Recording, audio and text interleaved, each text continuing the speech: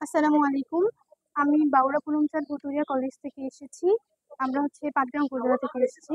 আমি মোসাম্মদ ফাতেমাতুন জান্নাত। এখানে হচ্ছে আমরা জুলাই মাসের যে কাহিনীটা আর কি, যে মর্মান্তিক ঘটনাটা সেটা হচ্ছে তুলে ধরার চেষ্টা করেছি। যদি এখান থেকে শুরু করি। একটু লাউডলি বলেন, আমি শুনতে পাচ্ছি না। তোমার আচ্ছা। মাইক্রোফোনটা একটু বলো তো, ওটা লাগাতে শুরু করলে। এখানে হচ্ছে একটা ভবনের ছাদে একটা ছোট বাচ্চা খেলতেছিল।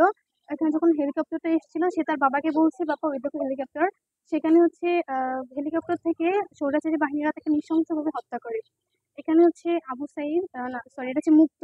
আহ, সেই জুলাইয়ের যে কাহিনী, সেখানে যে শিক্ষার্থীরা হচ্ছে মিছিল করতেছিল তাদের অধিকার ফিরে আনার জন্য। তখন সে সেখানে তখন সেই সময়টি প্রচন্ড রোদের কারণে আর গরমের কারণে সে হচ্ছে পানি নিয়ে হচ্ছে শিক্ষার্থীদের দিচ্ছিল যে পানি লাগবে, পানি। আর এখানে হচ্ছে আহ, আবু সাইদ, যে কিনা হচ্ছে আমাদের এই জুলাইয়ের মূল প্রতীক, কেননা হচ্ছে সেই প্রথম হচ্ছে শহীদ হয়েছিল।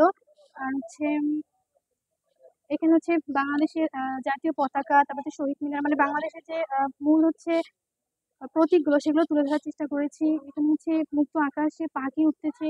তারপরে এই কাহিনীটা হচ্ছে যে স্বৈরাচারী শাসকের সময়টাকে নির্দেশ করছে, যে আমাদের এই স্বাধীন বাংলাদেশটিকে একটা শিকলের মধ্যে বন্দি করে রেখেছিল। কিন্তু যখন আবু সাইদ হচ্ছে মৃত্যুবরণ করে, আমাদের হচ্ছে সেই দাবিটা বা হচ্ছে সেই মিছিল প্রতিবাদ হচ্ছে আরো বেগবান হয়ে ওঠে।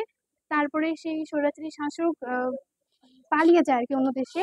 যার কারণে আমরা হচ্ছে একটা স্বাধীন বাংলাদেশ পাই। সেখানে হচ্ছে পাখি, সেই মুক্ত পাখি উঠতেছে। এখানে হচ্ছে শিক্ষার্থীদের এক দফা, স্বৈরাচারী শাসককে হচ্ছে পদত্যাগ করাবে, এটার সাথে এক দফা। এখানে হচ্ছে দিন মজুর, শ্রমিক, এটা হচ্ছে আবু সাইদকে এবং হচ্ছে আমাদের দেশের হচ্ছে পতাকা, শহীদ মিনার সকলকে হচ্ছে সেলুট, সম্মান জানাচ্ছে। আহ, এটাই আর কি।